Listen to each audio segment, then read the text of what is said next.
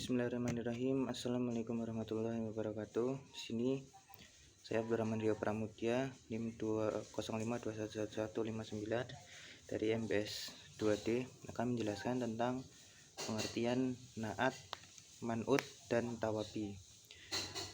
Naat bisa juga disebut kata sifat, ialah sesuatu yang disebutkan setelah isim, kata benda, untuk menjelaskan gambaran keadaan atau keadaan yang berhubungan dengan isim tersebut. Adapun man'ut adalah isim yang disifati. Contoh dalam bahasa Indonesia, seorang siswa yang rajin telah datang. Kata seorang siswa adalah man'ut yang disifati, sedangkan kata yang rajin adalah kata sifat atau naat. Mari kita langsung lihat contoh dalam bahasa Arab. Dalam bahasa Arab,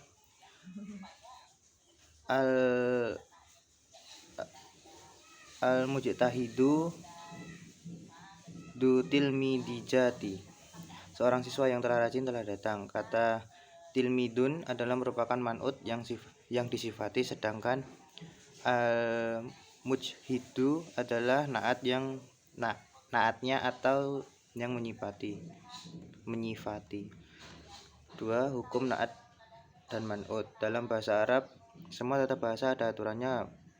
Begitu juga dengan pembahasan naat dan man'ut yang kita bahas di atas. Keduanya adalah sama-sama seperti kembaran atau sepasang kata yang harus sama dalam 4 hal, yaitu yang pertama, status i'rabnya. Misal, saya pergi ke masjid yang besar itu. Keduanya juga sama-sama majrur, dibaca har dengan tanda jar kasroh karena ada huruf jar sebelumnya. B. Gendernya atau mudzakkar muannas atau laki-laki perempuannya. Misalnya kata tolibu adalah mudzakkar, isim yang menunjukkan arti laki-laki. Begitu juga dengan naatnya, keduanya sama-sama mudzakkar. Yang ketiga, adanya jumlah, baik isim mufrad 1, isim musanna 2, dan jamak banyak.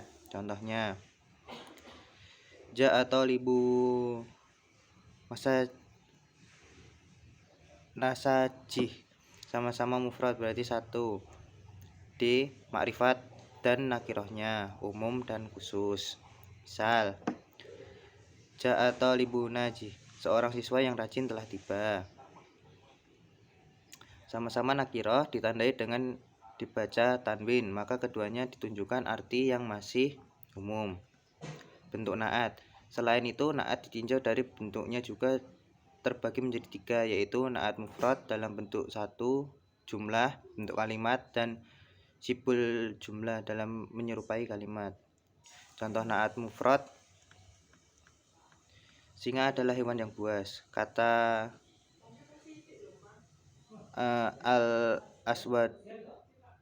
al-asdu hayunan mufattarisun. Kata mufattarsun adalah naat mufrad karena hanya dari satu kata saja. Singa adalah hewan yang bersifat buas.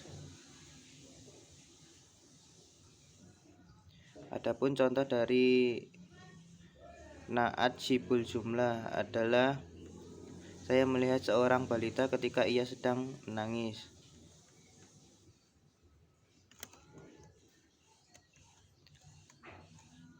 Contoh jumlah yaitu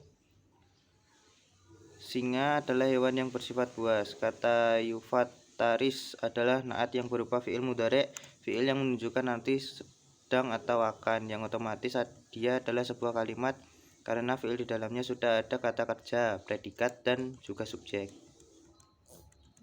Tawabi.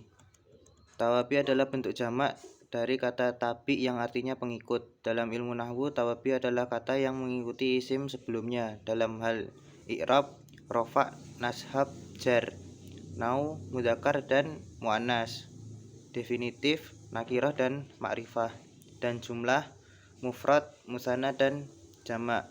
Isim yang mengikuti disebut tabi dan isim yang diikuti disebut matbu'. Tawabi ada 4 macam, yaitu naat, athaf, taukid, dan badal.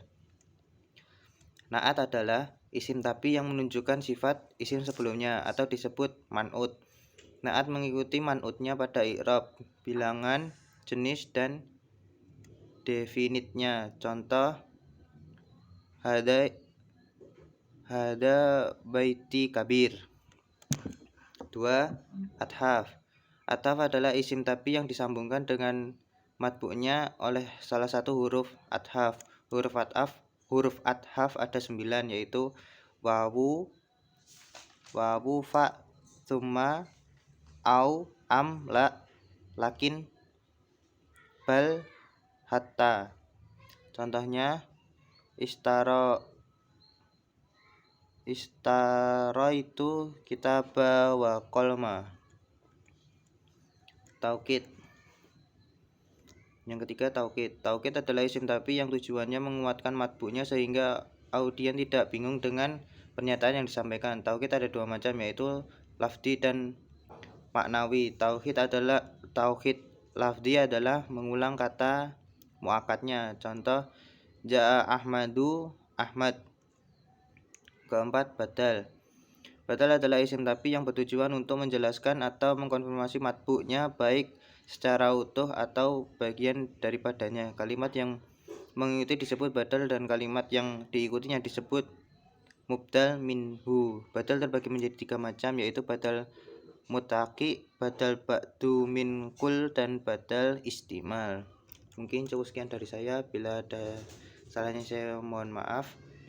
Wassalamualaikum warahmatullahi wabarakatuh.